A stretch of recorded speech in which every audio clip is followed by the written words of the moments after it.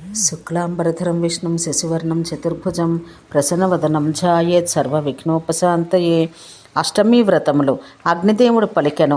చైత్ర కృష్ణపక్షాన అష్టమి వ్రతం ఆచరించి ఆ దినాన బ్రహ్మాది దేవతలకు మాతృగణాలకు పూజ చెయ్యాలి. ఒక సంవత్సరం పాటు కృష్ణపక్షాష్టములందు శ్రీకృష్ణ పూజ చేయవాడు సంతానం పొందును. ఇప్పుడు కాళాష్టమి వ్రతం చెప్పెదను. ఈ వ్రతం మార్గశీర్ష కృష్ణాష్టమి నాడు చెయ్యాలి. రాత్రి అయిన పిదప వ్రతం చేయవాడు స్నానాదులచే పవిత్రుడై శివుని పూజించి గోమూత్రం చే వ్రతపారణ చెయ్యాలి. రాత్రి యందు భూమిపై శయనించాలి. పుష్యమాసమందు శివుని పూజించి ఘృతాహారం, మాఘమున మహేశ్వరుని పూజించి దుగ్ధాహారం తీసుకోవాలి. పాల్గొనం నందు మహాదేవుని పూజించి ఉపవాసం చేసి తిలలు ఆహారంగా గ్రహించాలి. చైత్రమందు స్థానవును పూజించి ఎవలు భుజించాలి. వైశాఖాన శివుని పూజించి కుశజలంతో పారణ చెయ్యాలి. జ్యేష్ఠాన పశుపతిని పూజించి నదీ జలం తాగాలి. ఆషాఢాన ఉగ్రని పూజించి గోమయం భక్షించాలి. శ్రావణాన శర్వుని పూజించి మందార పుష్పాలు భుజించాలి. భాద్రపద మందు రాత్రి త్రయంబకుని పూజించి బిల్వపత్రం భుజించాలి. ఆశ్వయుజాన ఈశని పూజించి బియ్యం, కార్తీక మందు రుద్రుని పూజించి పెరుగు భుజించాలి. సంవత్సరాంతాన హోమం చేసి సర్వతోభద్రలింగాన్ని నిర్మించి శంకరుని పూజించాలి. పిదప ఆచార్యునికి గో వస్త్ర సువర్ణ దానం చెయ్యాలి. ఇతరులకు కూడా అది దానం చెయ్యాలి. పిదప బ్రాహ్మణులకు భోజనం పెట్టిన వాడు భుక్తిముక్తులు పొందును. ప్రతి మాసమందు అష్టమి తిథులందు రాత్రికి మాత్రమే భోజనం చేసి సంవత్సరాంతం నందు గోదానం చెయ్యాలి. ఇట్లు చేసిన వాడు ఇంద్రపదం పొందును. దీనికి స్వర్గ త్రివ్రతమని పేరు. శుక్లపక్షమందు కానీ కృష్ణపక్షమందు కానీ అష్టమి బుధవార యోగం కలిగినప్పుడు వ్రతం ఆచరించి ఒకమారు భోజనం చెయ్యాలి. అష్టమి వ్రతం చేయవానికి గృహ ఐశ్వర్యాదులకు లోపముండదు. 2 వ్రేలు విడిచిన పిడికిలతో 8 పిడికిళ్ళ బియ్యంతో అన్నం వండి దీనికి కుశయుక్తమైన మామిడాకుల దొన్నెలో ఉంచాలి. కులాంబికా సమేతుడకు బుధుని పూజించి బుధాష్టమి వ్రత కథ విని భోజనం చెయ్యాలి. పిదప బ్రాహ్మణులకు తండ్రుల సహితమగు కర్కటి దానం చేసి యథాశక్తిగా దక్షిణ ఇవ్వాలి. బుధాష్టమి వ్రత కథ. ధీరుడను ఒక బ్రాహ్మణుడుండెను. అతని భార్య పేరు రంభ, పుత్రుని పేరు కౌశికుడు. అతనికి విజయ అని ఒక పుత్రిక కూడా ఉండెను. అతనికి ధనదము అని ఒక ఎద్దు ఉండెను. కౌశికుడు ఆ ఎద్దును మేపుటకై గోపాలకులతో కలిసి వెళ్ళెను. కౌశికుడు గంగలో స్నానాది కార్యములు చేసుకొనుచుండగా ఒక దొంగ ఆ ఎద్దును అపహరించెను. స్నానం చేసి వచ్చిన కౌశికుడు ఎద్దును కానక దాన్ని వెతుకుటకై సోదరియగు విజయ్తో కలిసి బయలుదేరను.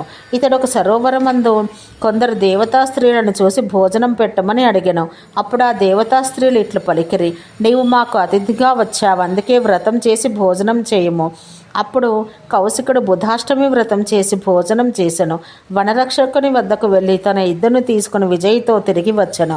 అతడు యథాకాలాన విజయ్కు వివాహం చేసి మరణానంతరం యమలోకం పోయెను. వ్రత ప్రభావం చే కౌశికుడు అయోధ్యకు రాజయ్యను. తన తల్లిదండ్రులు నరకయాతనలు అనుభవించిన చూసి విజయముని శరణుజొచ్చెను.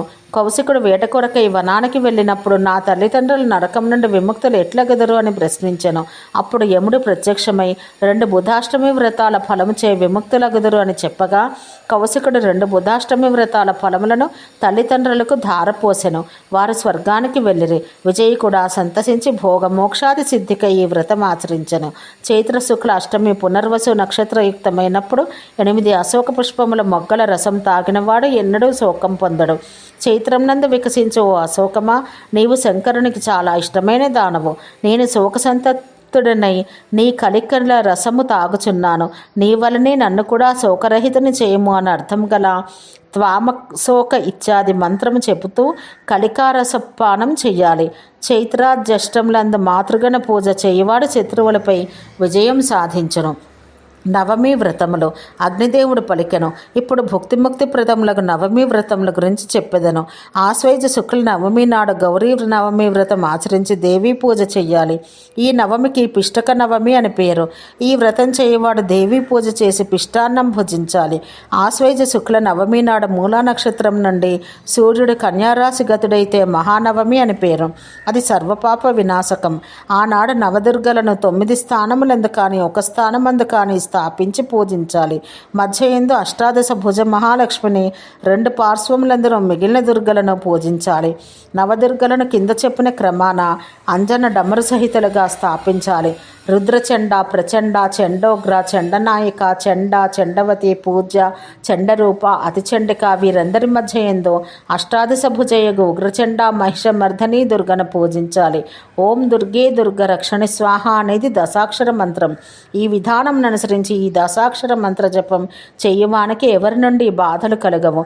దుర్గాదేవి వామహస్తంలందు కపాల, కీటక, ఘంట, దర్పణ, తర్జని ముద్ర, ధనుష్, ధ్వజ, డమరు పాశములను, దక్షిణహస్తమందు శక్తి, ముద్గర, త్రిశూల, వజ్ర, ఖడ్గ, కుంతక, శంఖ, చక్ర, శలాకలను ధరించి ఉండును.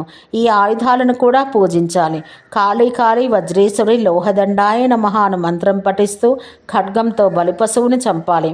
ఆ బలిపశువు రక్తమాంసాలను పూతనాయ నమః అని నైరుతి దిక్కందు, పాపరాక్షస్యై నమః అని వాయవ్యమందు, చరక్షై నమః అని ఈశాన్యమందు, విదారికాయ నమః అని ఆగ్నేయమునందును ఆ దేవతలను ఉద్దేశించి సమర్పించాలి.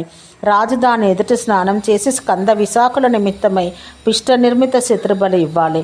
రాత్రి యందు బ్రాహ్మి మొదలగు శక్తుల పూజ చేసి జయంతి, మంగళ, కాళి, భద్రకాళి, కపాలిని, దుర్గా, శివ, క్షమ, ధాత్రి, స్వాహ, స్వధ అను పేర్లు గల ఓ దేవి నమస్కారం ఇత్యాది మంత్రాలు పఠిస్తూ ప్రార్థించాలి. దేవికి పంచామృత స్నానం చేయించి వివిధ ఉపచారములతో ఆమెను పూజించాలి. దేవిని ఉద్దేశించి చేసిన ధ్వజదానం, రథయాత్ర, బలిదానము సకలాభీష్టములు ఒసుగును. ఓం శాంతి శాంతి శాంతి.